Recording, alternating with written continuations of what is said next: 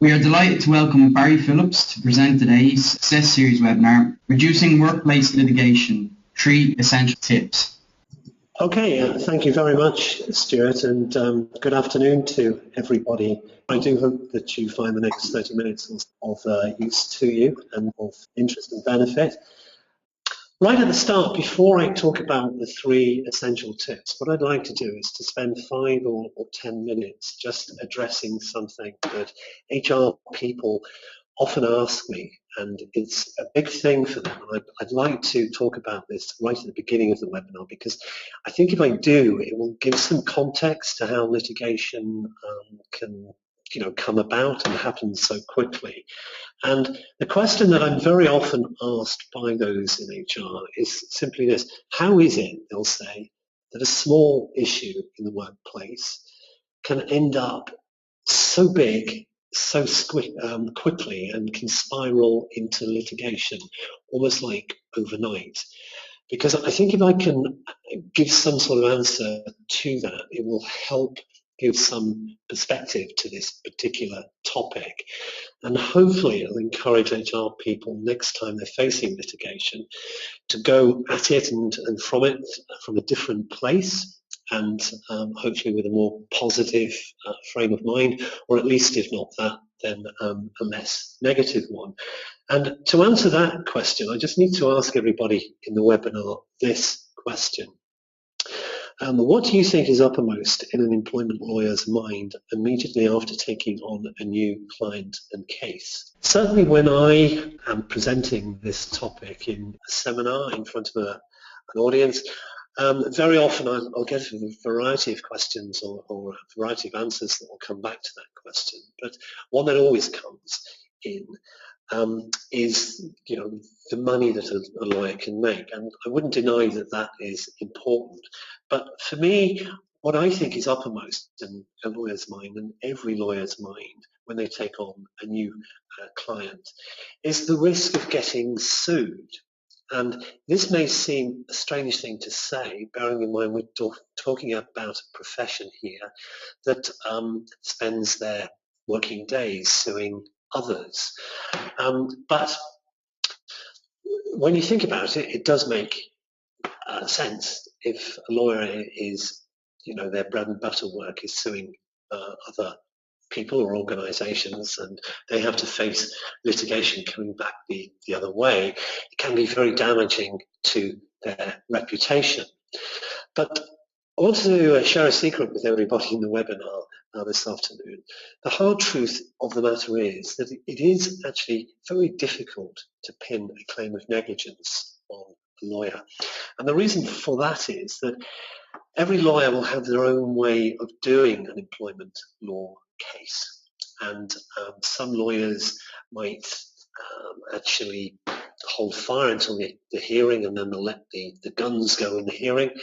Other lawyers will think, no, I'm going to do a lot of spade work beforehand, and they'll sort of say that most cases are won and lost on the paperwork and the preparation that is done before a hearing. But there's one important phrase here that's really significant, and this is the phrase res ipsa loquitur. And this is a phrase that a lot of first-year law students like to use because it makes them sound really, really clever, and basically means in English that the matter speaks for itself. And where a court will accept that this phrase applies, then in proving negligence, it actually becomes quite easy against a lawyer, because the court will accept that the matter speaks for itself. And there's very few areas in which this phrase applies, but one is where a lawyer has missed a time limit. And time limits in the Republic of Ireland here and also in GB are very, very short. As most people, I'm sure, will be aware in the webinar, that for most types of employment claims here in Ireland, it's 6 months. Not all, but most claims. In GB, it's even shorter. It's 3 months. And this is significant because it may just be that your employee or ex-employee that wants to take a claim against your organisation hasn't actually gone to the lawyer until like 2 months after the actual time limit starts to run. And the lawyer is going to think, well, I've got precious little time as it is, and I've got even less time now. So you can expect that the lawyer is going to be thinking, well, really, I want to issue proceedings now to make sure that I protect my own situation and make sure I don't forget to lodge proceedings and to miss an important time limit. Another thing that has a bearing here is what I'm calling the fear of a missed action. And by that, what I mean is that when the lawyer goes to the hearing, the lawyer doesn't want to be caught out and realise that he or she has missed an action and should have actually also sued for something else. And if they get to a hearing and they think they're really in a matter which is about an unfair dismissal claim, but evidence comes out and it's clear that there was an issue of, let's say, sex discrimination because the employee was pregnant at the time, or something to do with a race issue, then the lawyer runs the risk of not being able to actually add that claim on, if you like, because the person in the hearing may say, well, I'm sorry, but you're too late. You had your opportunity to issue on that matter and you failed to do so. And there's no such thing as an overloaded complaint form. A solicitor can't be reported to the Law Society for having too many claims in an employment action.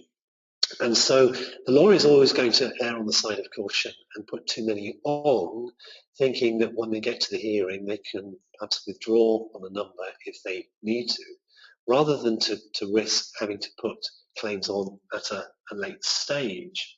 So just to summarise this first point here, uppermost in the lawyer's mind is the risk of getting sued with very short time limits, and also being conscious of the fear of a missed action. Then perhaps it's easy now for HR people to understand that something quite small in the office can spiral into serious litigation very, very quickly, because the employee or ex-employee may go to the solicitor fairly late. The solicitor will be thinking, yikes, I'm running out of time here. They'll conduct the interview, and in that first interview, which may not take much more than an hour, it's going to be very difficult for the lawyer to get a complete picture on what has actually happened. And so if the lawyer gets any sense that there are other possible issues around, they're likely to put it onto the claim form, thinking it's much better to take claims off later on than it is to try and add them at a later stage. So there may be people listening here thinking, yes, in the past there was an unfair dismissal action relating to a particular employee, and you may be thinking, well, if it was just on the issue of unfair dismissal, I would have had some sympathy with that employee because we did have to take a few shortcuts. But maybe that employee ended up suing not only on unfair dismissal, but all sorts of other claims as well.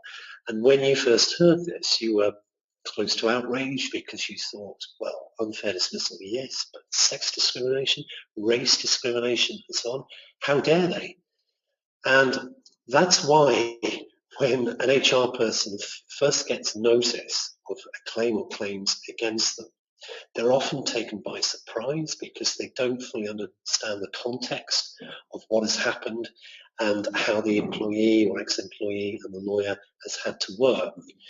And it's a great pity, because if there was any chance of some sort of understanding and empathy in that particular matter, by that stage it's usually gone, because it just appears that there's full-blown litigation coming in from the employee or ex-employee, and the HR person is just struggling to understand what has happened and why a small issue has gone so large.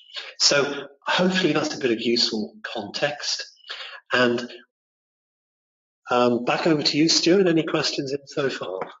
So we have a question here. The first one is, can you ask your solicitor not to issue proceedings until you say so? Okay, that's an interesting question, and thank you very much to whoever sent that one in. The answer to that is yes, of course you can. If you're close to the time limit, you can expect the solicitors to say, look, we have to be careful here because, look, we've got 2 weeks to go. And if you don't want to issue proceedings yet, or me to issue proceedings for you, then you have to keep in regular and strong communication contact with me because next week is obviously going to be critical to try and make the deadline. Don't forget, the power is always in the client's hands, and it is possible for you to say to a solicitor, no, I don't want you to issue proceedings yet because I still want to negotiate, I still want to try in the employer to see if we can resolve this. It's also, of course, possible to change your solicitor as well. So you do have ultimately a lot of power with your solicitor. So hopefully that's answered that question. Any more questions there, Stuart? Yeah, so I have one more here. So is legal aid available for employment cases going to the new Workplace Relations Commission? And if not, is it ever likely to be? That's a great question too, and thank you to the person who sent that one in. Generally speaking, legal aid is not available in employment cases. You'll hear speak of it a lot of talk in the legal profession about the importance of legal aid in employment cases, particularly as employment cases become more complex, particularly with the advent of joining the European Union all those years ago.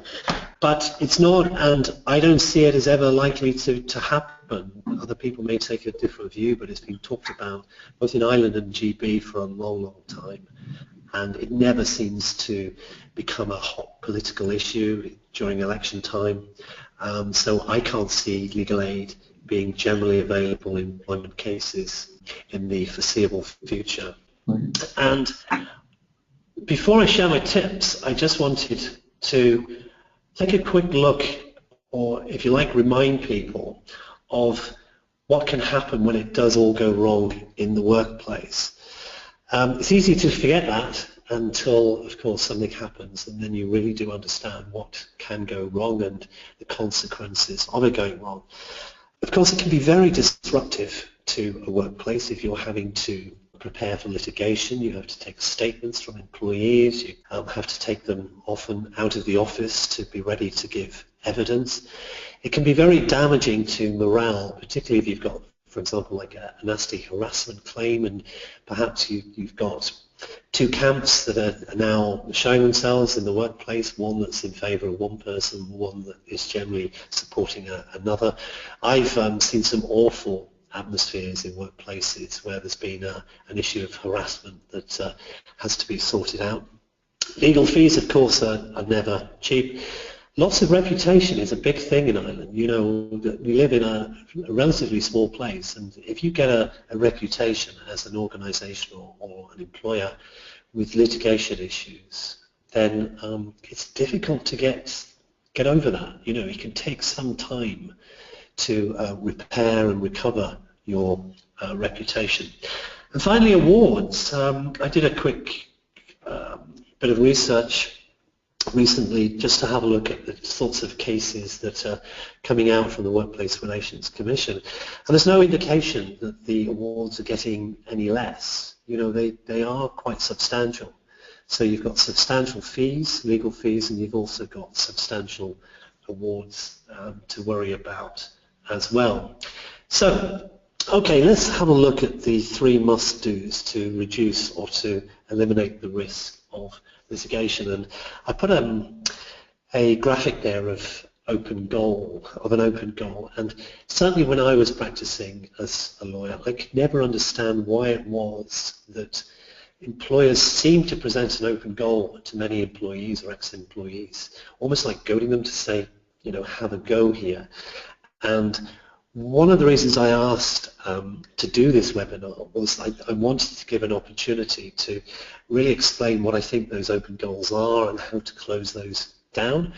I don't think you can be completely litigation proof, but you can reduce the risks substantially. And I'm hoping that these 3 tips that I'm going to give you now will help you to do this. So, must do number 1, it's essential that you do an equality and diversity audit.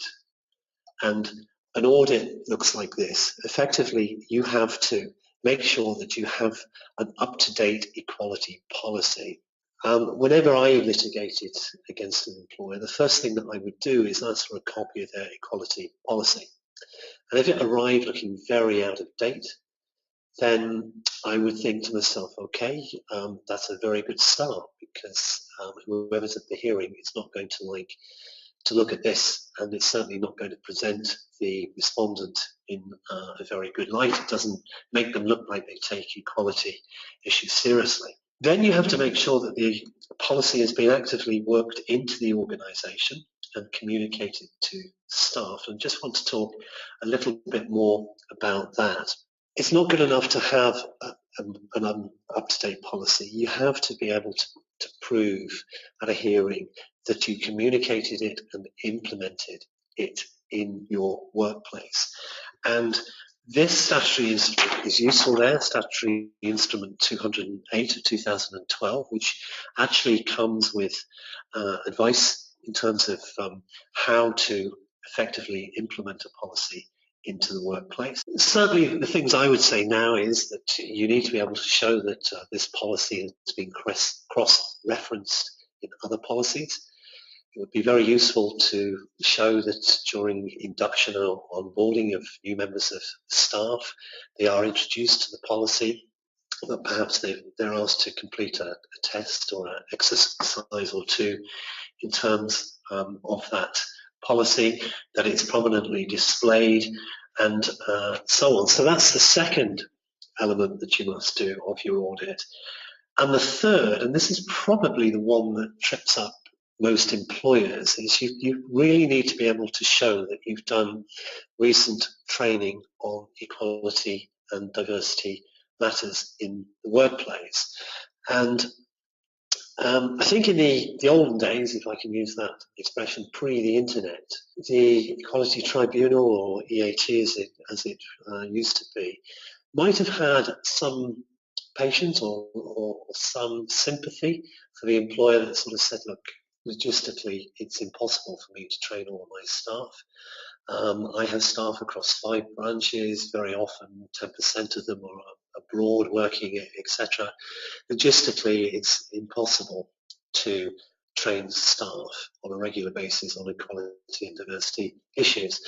Not so anymore with the advent of online learning, where training can be done at the user's convenience, not at the trainer's convenience. And equality and diversity training now is really simple through the internet. At my own company, Legal Island, we have our own equality and diversity module that was devised just last year. And the good thing about this training, just like any other online e-learning module, is that it comes with real-time record making, so that as soon as an employee has done the training, that's recorded in real time on the internet, and the HR person or the training person will have access, exclusive access to that. And if they need to, at a hearing, prove that people have done the training, then it's easy. They just go to the website and they print out a record of everyone who has done that training. So those are 3 things that you must do in essential tip number 1 to reduce the risk of litigation. You must do a good full equality audit. Okay, so I've covered quite a bit there. Just to ask if there's any questions that have come in. The first question we have here is, when going to litigation, is it enough to show that just senior employees and managers have had training on equality and diversity issues? Great, okay. Well, The answer to that is no, it's not. And it is, I think, a mistake that a number of employees will make. They'll think, okay, we need to do this training just for managers and for senior members of staff. But the adjudicator is going to want to see evidence that everybody has done that training.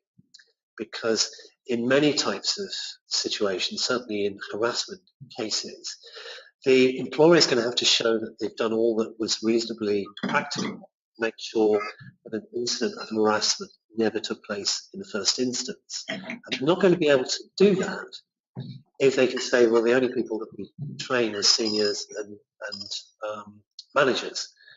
Often these issues take place on the ground floor at the front line, and if everybody's had the training, then everybody is going to be in a better position to make sure that it's acted upon, or issues are acted upon quickly. So the answer to that is it's not advisable, and that really if you're doing training, it needs to be all stuff for everyone.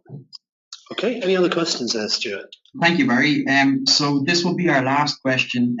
For any other questions that we didn't get a chance to get to, if you could just send them on, or we'll take note of them, but if you can send them on to events@morganmckinley.com, we will follow you back on that and make sure that all that questions are answered. So the last question then is, we introduced e-learning for compliance areas a while ago and have experienced a bit of kickback from staff who say it's boring, but we see the benefits of learning online. They're huge. What do you suggest we do? I think you've got to look at your supplier of e-learning, and I have to say I'm not surprised by this question, because in the early days of e-learning, e-learning really was very boring, because most training companies did nothing more than just upload copies of PowerPoint slides online, and it was just the wrong thing to do, and the material just didn't work. Now, happily, many training organizations have understood that that is just not satisfactory and have completely looked at how they do e-learning. So there are very good examples of e-learning around in which the e-learning is very interactive and very engaging. But sadly, there are still examples, and too many examples, where the e-learning isn't engaging at all. So I think if you're having that experience, I would say to you, rather than ditch e-learning altogether, think about another supplier for your e-learning, because there are examples of good e-learning which is engaging and interesting to use, where you shouldn't get that sort of complaint. Thank you. We can go on to must-do number 2. And must-do number 2 that I'm recommending is that you choose mediation over grievance procedures. And the reason I say that is that every time that I've been called in to advise organisations in terms of grievance issues, where one employee has fallen out with another, I don't think I've ever come across a good, constructive outcome to that particular process. And I don't think I have, because grievance procedures are so destructive. How they work is effectively that each employee goes into their respective corner, they come out in the middle, and if you'll pardon the phrase, they just look to bang hell out of each other. There has to be a winner, there has to be a loser. Very often there's two losers. So many times I've heard about grievance procedures in which afterwards there's an outcome. The loser leaves, feeling that their reputation has been tarnished in the workplace because they've lost a grievance issue that was lodged against them. And the winner might think, okay, it was so stressful and there's been so many damaged relationships in this workplace, I just want to leave as well. So what I would recommend is that people choose mediation or a constructive process in place of grievance procedures where possible. In my own company, we operate what is called a resolution procedure. And that is something, it's about 5 pages long. The first 4 pages, it's all about trying to direct the parties in dispute to a constructive mediation process. And if eventually that proves impossible, in the appendix there is a standard grievance process that they can choose to go for. If anybody wanted a copy of that resolution procedure, I'm happy to email it to them. Just send me an email, barry@legal-island.com, and I'll happily provide that. It's free of charge. Okay, and the third thing is what I'm calling employee voice.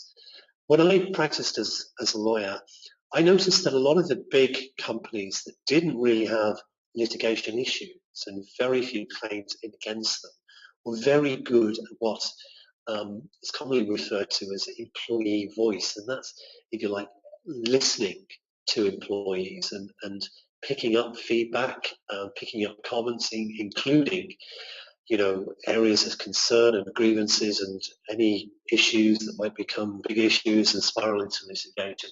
And good at doing that at a very, very early stage. And good employee voice is, if you like, the sonar that HR put out so that they can pick up any potential areas where you might find a disgruntled employee at a very early stage. So I'd just like to say something quickly about how to do this. Some organisations that I've seen work employee voice will actually once a year work with either focus groups of carefully selected staff, or if they're relatively small, with all staff. And what they'll do is look to map out all the channels of communication that there are from employee up to the top of the company. And so, for example, in this table, they'll list all the opportunities an individual has, an employee, to feedback either to the manager or to the top end of the company. And they'll list them. So there'll be things like one-to-one meetings with your manager, meet the board days, staff suggestion boxes, 360 feedback. Then they'll talk about and list all the opportunities to feedback in small group environment, maybe managers meetings, departmental meetings, ad hoc feedback sessions, and then all staff opportunities and channels, all staff satisfaction surveys, staff development days, and so on. And what HR will do is present those to staff and say, let's talk about these. Do you think they are enough? Do you think we need more mechanisms? And if so, what should they look like? It's very empowering. And of course, it really helps employees to feel that the company is listening. A particular tool that I've seen work very well in this area is what is known as a stop, start, continue mechanism. I'm sure many in the webinar will have heard of that. And that's effectively where employees will gather and they'll be asked by a facilitator what it is that they would like the company to start doing, to stop doing, and to continue doing. And there's lots of different ways that you can do this. Staff could write it down on a post-it note and just hand them up. And then the employer will look at them and then respond to them.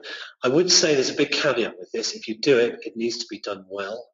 And it's really important to get back to employees. It's very important, once you get all the suggestions in, for the senior managers to go back to the employees and give them an indication of which of these suggestions have been accepted and which have not, and for what reason. But you'll be amazed at how many good ideas you can get, even from very small ideas in terms of how to do the coffee room better, right through to big ideas on strategy, as well as picking up what you might call murmurs of discontent and issues that you think you need to address quickly from employee relations point of view. Really, to sum up, my 3 tips to reduce litigation in the workplace are: you need to do a good, thorough equality and diversity audit. You need to think about choosing a more constructive process in terms of resolving disputes between staff in the workplace. And you need to spend work on employee voice. And any work, I would say to you, that's spent in looking at employee voice and working out channels of communication is going to be time well spent. As I mentioned to you, if you wanted to contact me for a copy of the resolution procedure, or if you wanted more information on our e-learning module, then all you need to do is to email me at barry@legal-ireland.com. Just leaves me to thank you very much for attending this webinar. I hope you found it useful. Look forward to hearing from you. Brilliant, Barry. Thank you very much. Thank you for all your interesting tips and insights. To view our upcoming events, jobs, career advice and blogs, please visit www.morganmckinney.com. and follow us on LinkedIn or Twitter. Thank you very much.